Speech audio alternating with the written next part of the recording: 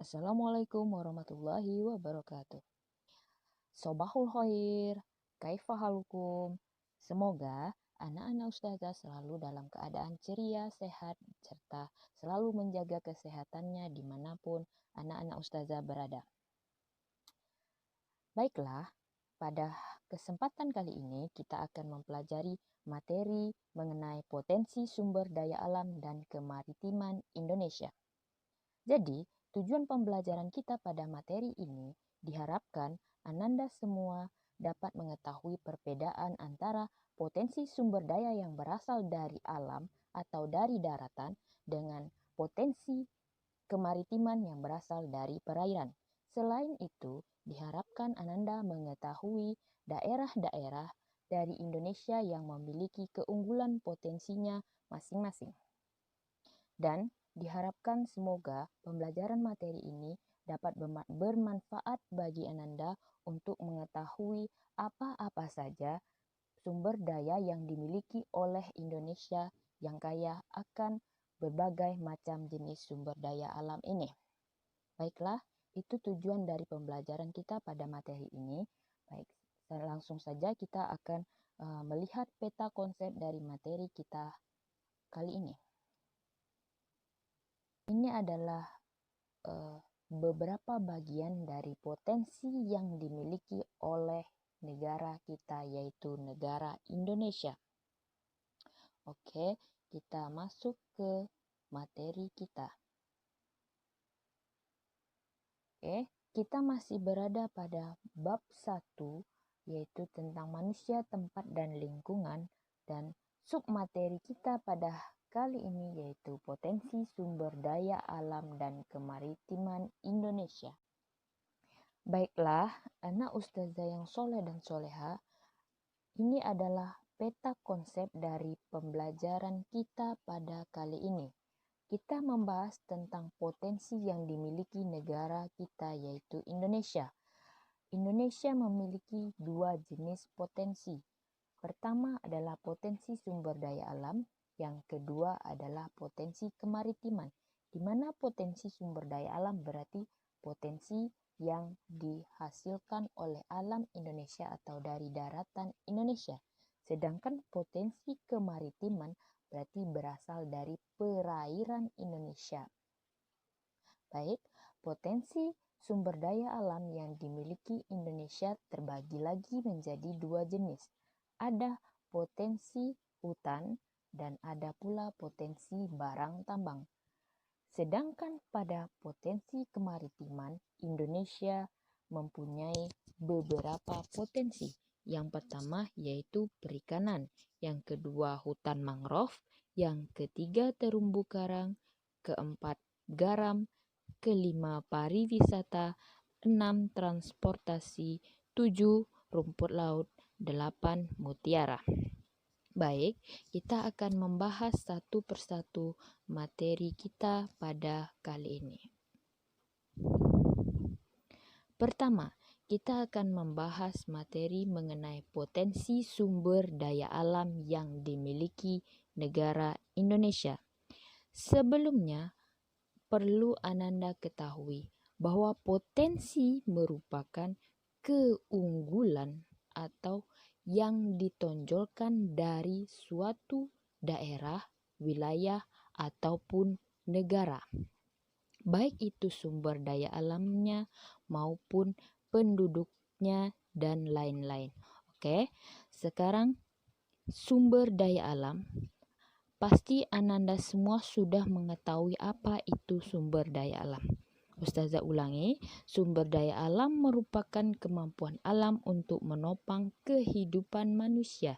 Jadi, sumber daya alam yang dihasilkan suatu negara itu sangat membantu menopang kehidupan manusia baik untuk keperluannya maupun untuk meningkatkan taraf hidup manusianya. Sekarang, potensi dari sumber daya alam Indonesia yang pertama adalah hutan. Hutan merupakan suatu wilayah yang menjadi habitat dari berbagai jenis flora dan segala jenis fauna. Maksud di sini adalah hutan sebagai tempat hidupnya berbagai macam jenis tumbuhan. Ada tumbuhan seperti pohon, tumbuhan yang menghasilkan buah-buahan, dan ada juga tumbuhan yang bisa dimanfaatkan sebagai obat-obatan. Selain itu, hutan juga berperan sebagai tempat tinggal dari berbagai jenis macam fauna atau hewan, seperti harimau, orang hutan, burung, dan jenis hewan lainnya. Hutan di Indonesia memiliki potensi yang sangat besar, yaitu mencapai 99,6 juta hektar atau 52,3% dari luas wilayah Indonesia. Jadi, separuh lebihnya luas dari negara kita itu adalah berisikan hutan. Jadi Indonesia sangat berperan sekali dalam menyumbangkan oksigen bagi dunia. Oleh karena itu dunia menyebut Indonesia sebagai paru-parunya dunia. Selain itu, hasil hutan sebenarnya tidak hanya merupakan sekedar kayu saja. Di awal tadi sudah Ustazah sebutkan bahwa hutan Indonesia juga menghasilkan buah-buahan dan obat-obatan. Di Indonesia terdapat 4.000 jenis kayu. Cukup banyak bukan? Makanya negara Indonesia terkenal sebagai negara yang kaya akan sumber daya alamnya.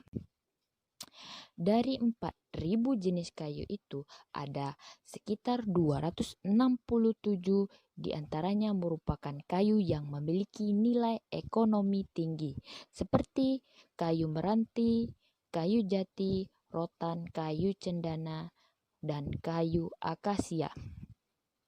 Kayu meranti ini sendiri banyak terdapat di daerah Sulawesi, Papua, dan Kalimantan.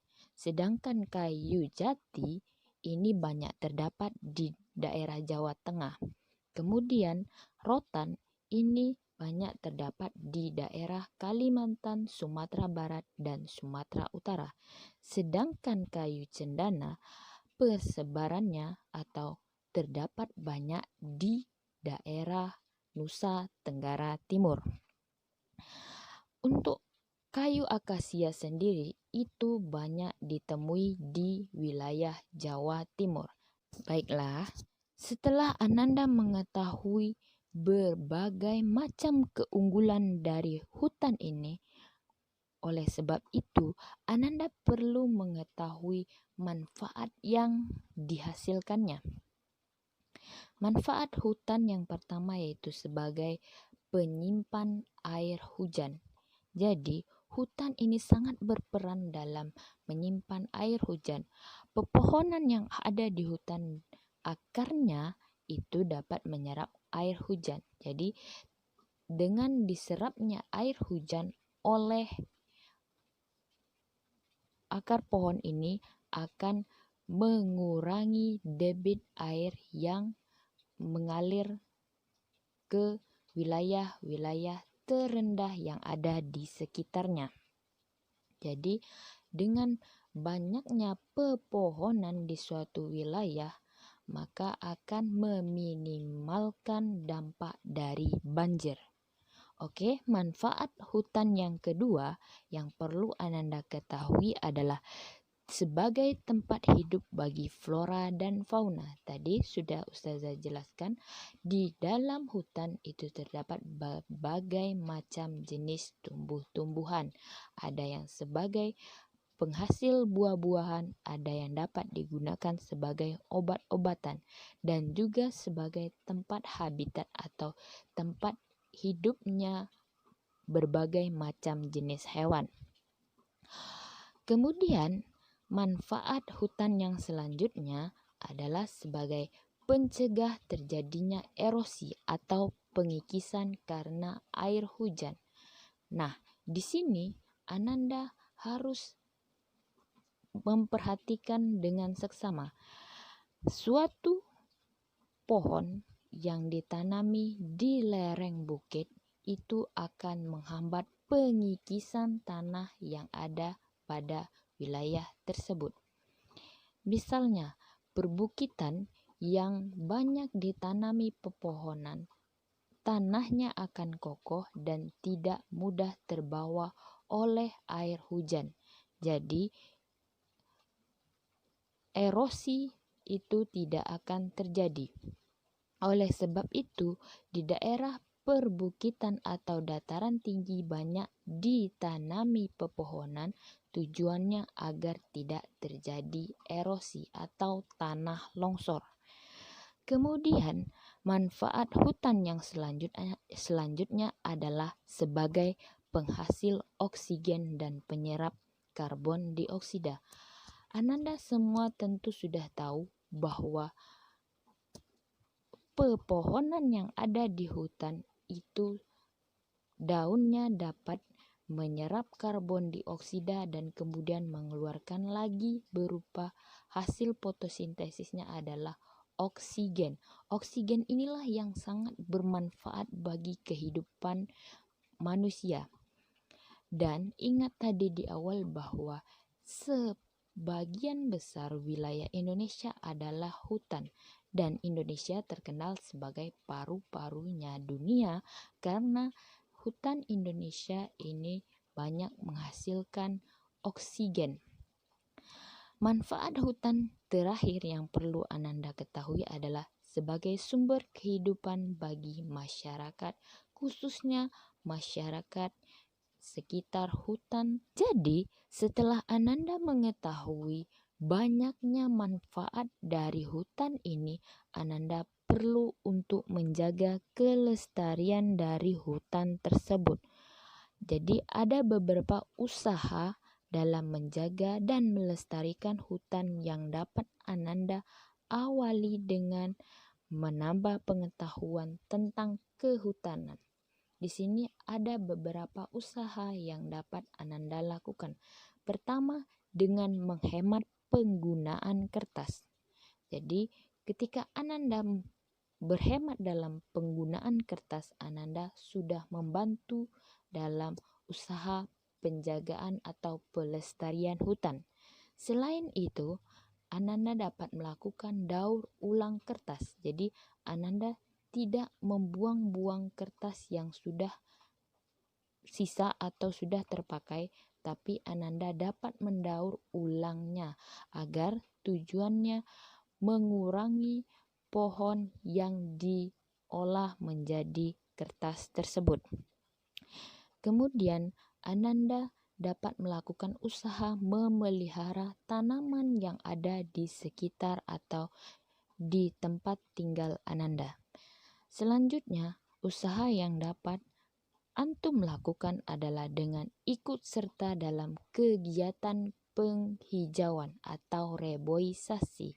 Misalnya di tempat Ananda atau anak-anak ustazah ini terdapat wilayah yang gersang atau di daerah tepi sungai, Ananda dapat membantu dengan melakukan penanaman atau penghijauan daerah tersebut.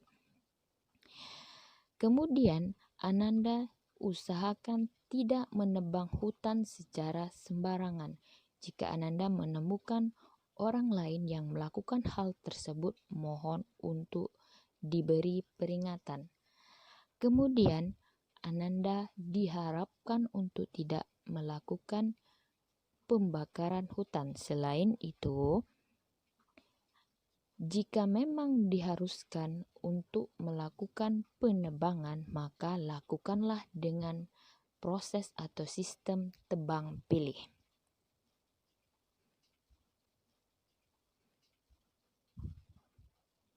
Oke, baiklah. Selanjutnya kita masuk pada potensi dari sumber daya alam yang berikutnya adalah potensi sumber daya tambang.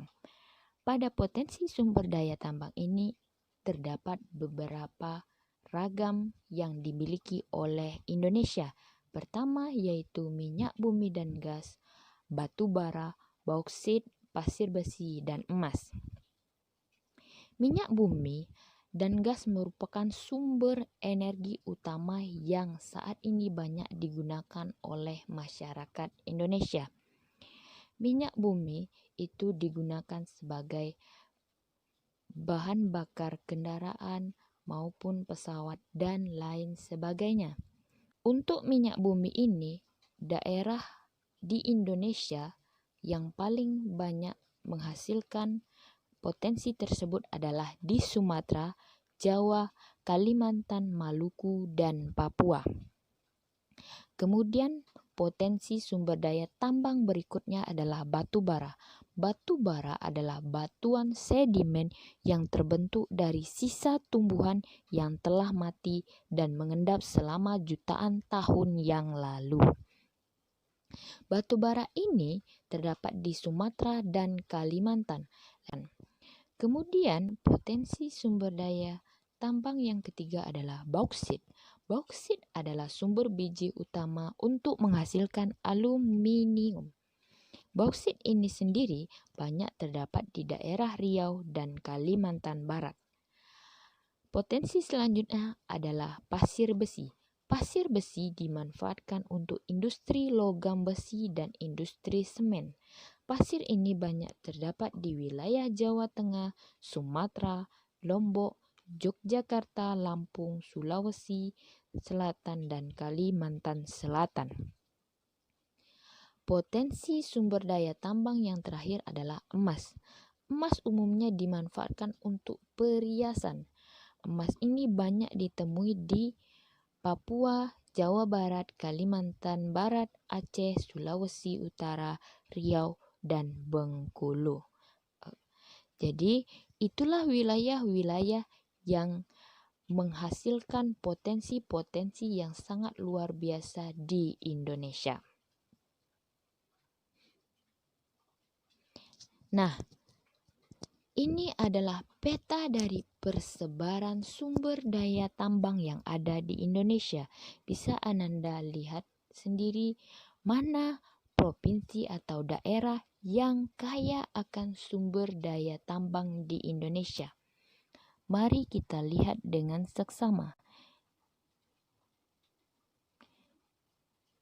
Dari peta ini terdapat legenda bahwa sebelumnya Ananda sudah mempelajari tentang pemahaman peta, di mana di sebuah peta terdapat yang namanya legenda.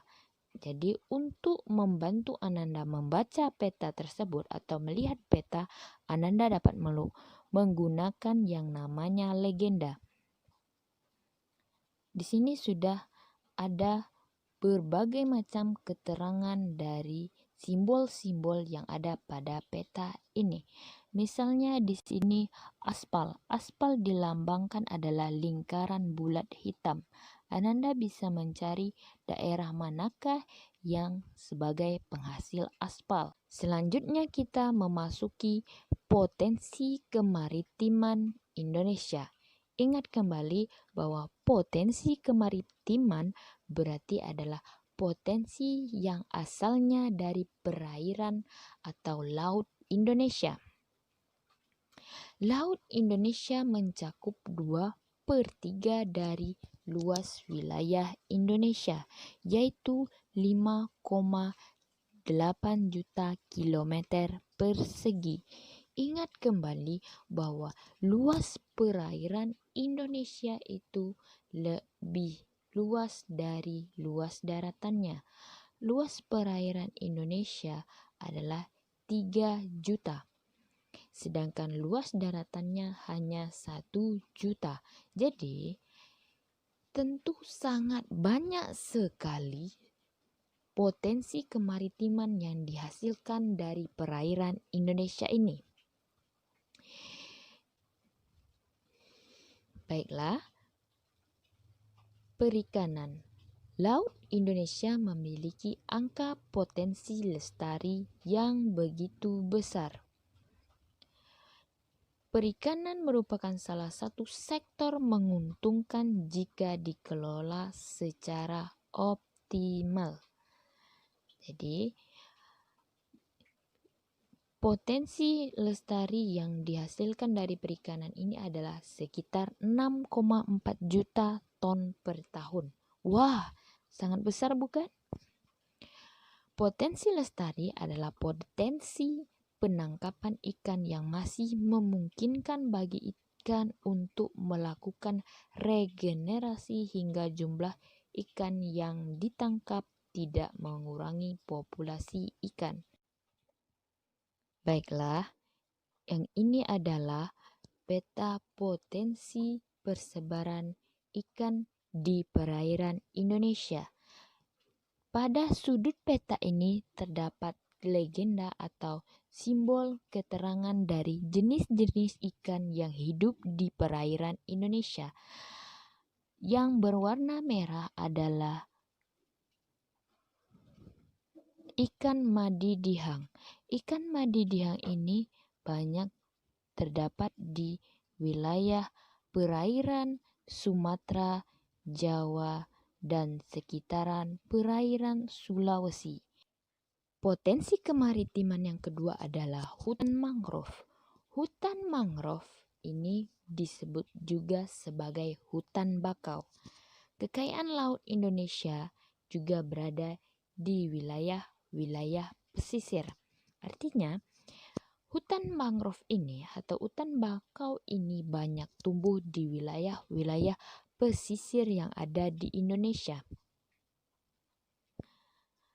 Hutan mangrove atau hutan bakau adalah tipe hutan yang berada di daerah pasang surut air laut. Jadi, tidak semua pantai dapat ditumbuhi hutan mangrove ini. Ada dua fungsi hutan mangrove sebagai potensi sumber daya laut di Indonesia, yaitu fungsi ekologis dan fungsi ekonomis.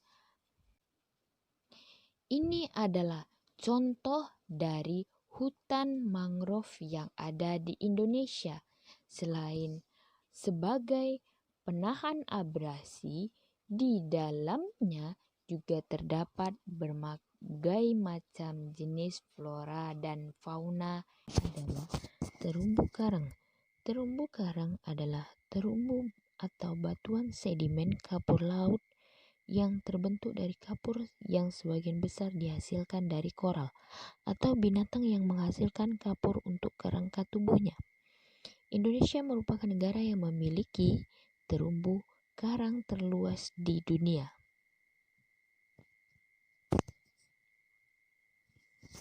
Berikut ini adalah contoh dari terumbu karang yang terdapat di Indonesia. Wah, cantik-cantik sekali bukan? Berikutnya, potensi kemaritiman Indonesia adalah garam. Garam, siapa yang tidak mengetahui apa itu garam? Pasti antum semua sudah pernah merasakan yang namanya garam. Garam merupakan suatu zat berbentuk padat kristal dan berwarna putih berasal dari hasil penguapan air laut. Sentra industri garam di Indonesia terletak di Cirebon, Pati, Rembang, Gresik, Madura, Bima, dan Jeneponto. Inilah proses pembuatan dari garam yang dilakukan oleh para masyarakat yang tinggal di tepian pantai. Potensi kemaritiman Indonesia yang kelima adalah pariwisata. Pemanfaatan sumber daya alam pada bidang pariwisata dapat meningkatkan perekonomian masyarakat. Masyarakat yang bertempat tinggal di sekitar kawasan pariwisata dapat terlibat dalam pengelolaan pariwisata ataupun akomodasi kawasan wisata. Contohnya, masyarakat yang ada di sekitar pantai dapat menjual makanan ataupun oleh-oleh yang dapat meningkatkan perekonomian mereka. Anda semua pasti sudah mengetahui yang namanya keindahan dari si Raja Ampat ini. Apakah masih ada anak ustazah yang belum mengetahui di manakah Raja Ampat ini berada? Oke, Raja Ampat ini berada pada Pulau Papua dan tempatnya begitu indah sekali. Baiklah, potensi kemaritiman selanjutnya adalah transportasi.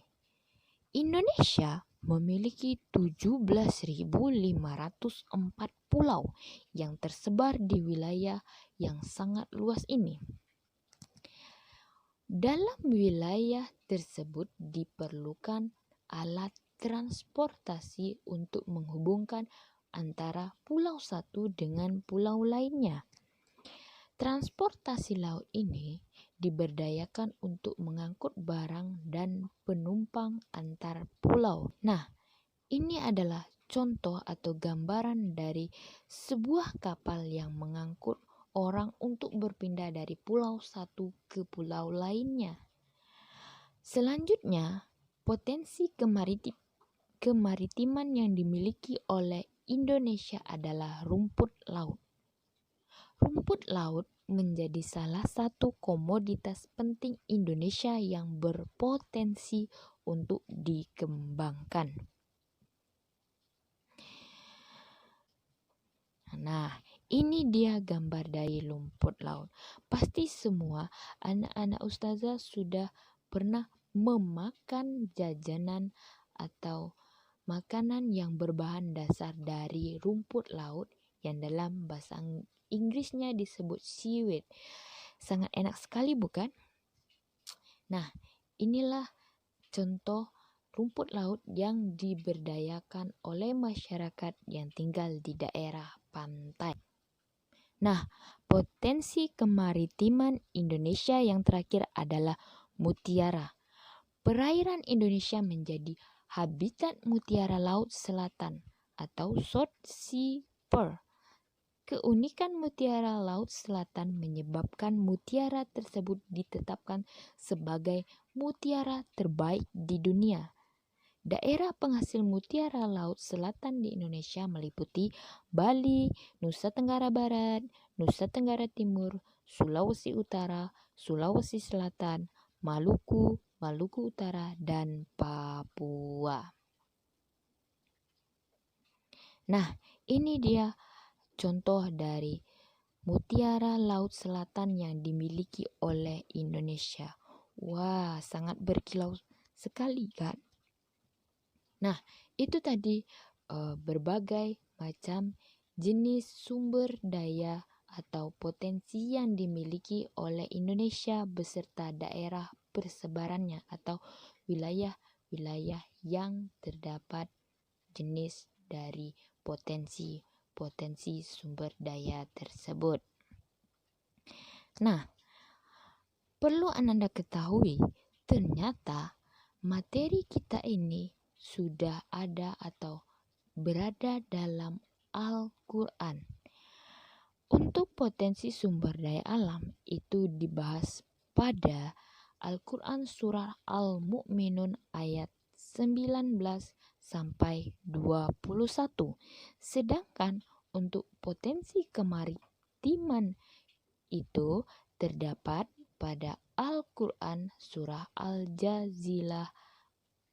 Al-Jasiyah ayat 12. Masya Allah. Marilah sekarang kita mendengarkan satu persatu ayat Al-Quran yang berkaitan dengan materi kita kali ini. Yang pertama itu adalah potensi sumber daya alam.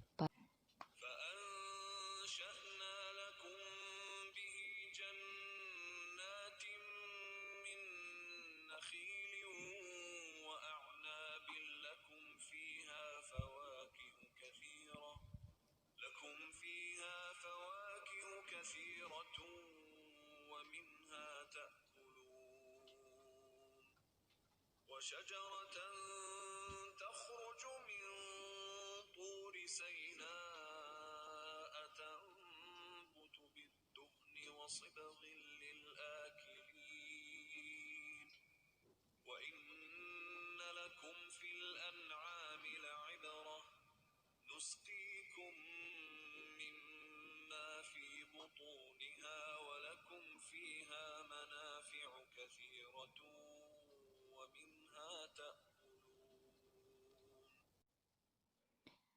Baiklah, sebelum kita lanjut ke surah berikutnya, kita ambil kesimpulan dari surah Al-Mu'minun ayat 19 hingga 21 ini.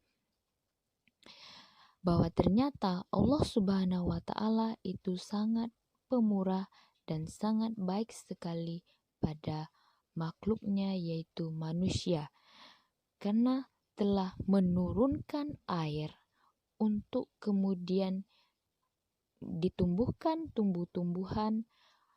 Ada jenis tumbuhan yang menghasilkan buah-buahan dan ada yang bisa dimanfaatkan sebagai obat-obatan dan ada yang bisa dimanfaatkan sebagai bahan untuk makanan.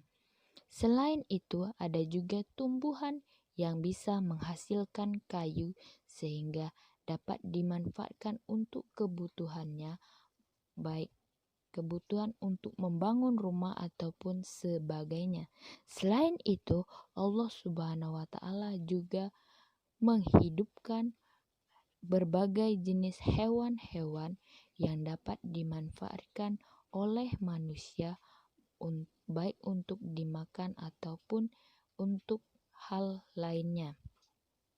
Dan selain itu, dari tumbuhan dan hewan ini banyak sekali manfaat atau kegunaan yang dapat memudahkan atau membantu kehidupan dari manusia.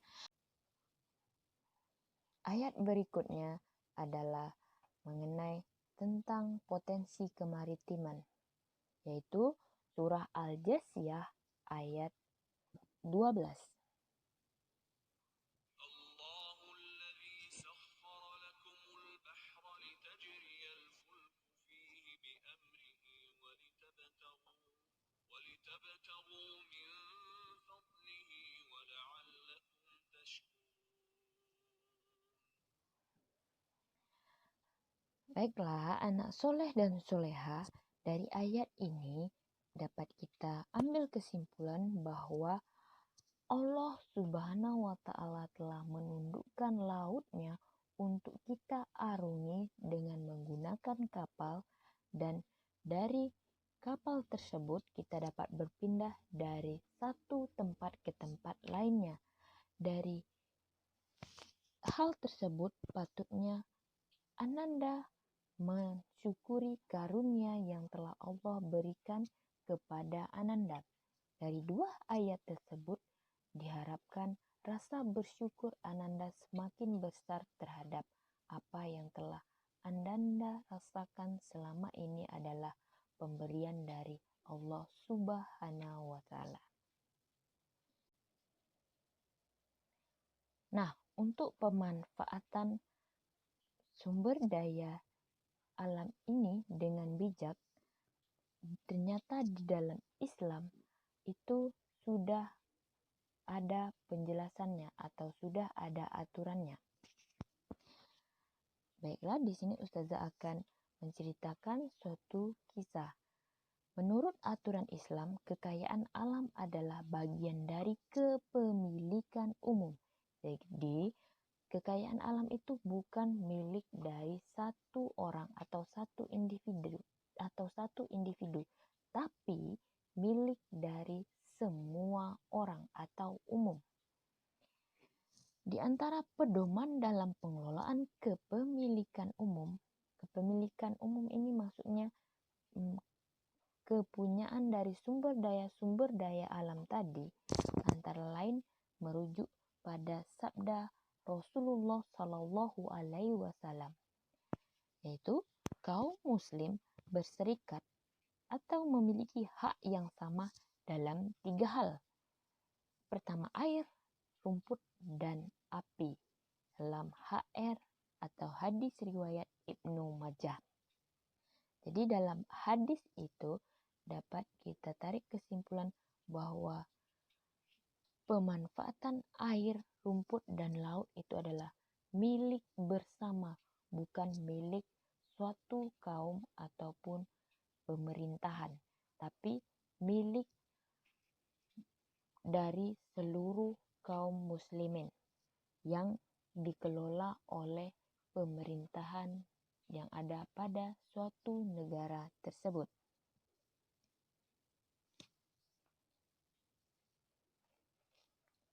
Kemudian Rasulullah SAW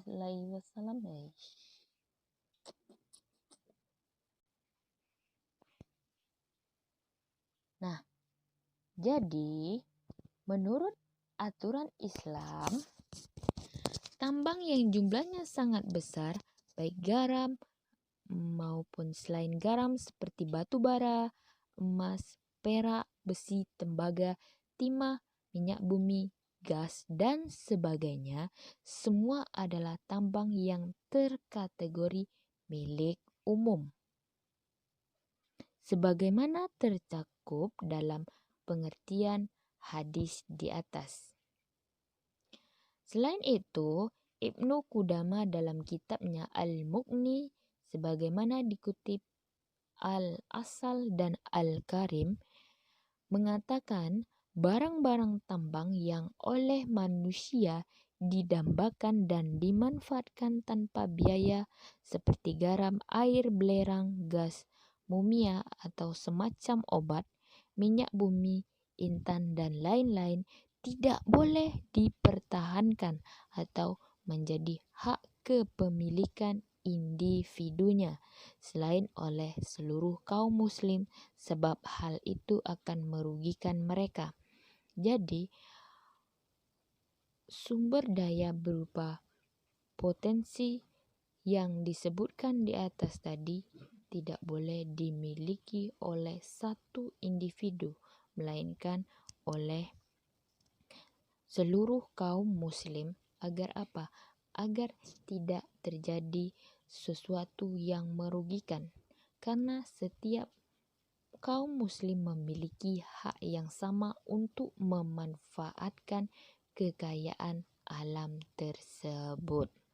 Baiklah, sampai di sini semoga Ananda dapat bersyukur atas apa yang dimiliki oleh negara kita Indonesia yang sangat kaya ini.